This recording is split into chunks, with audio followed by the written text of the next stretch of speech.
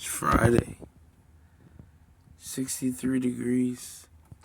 I didn't even turn on my truck. It's too warm.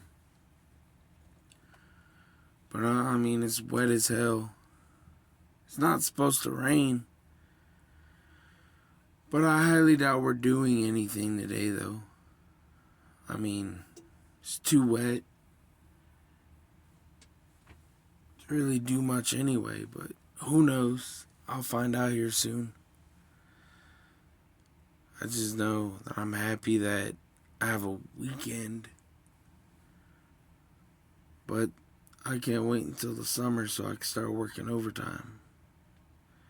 That's when we have it, is during the, summer. Winter we never have overtime. It's always slow.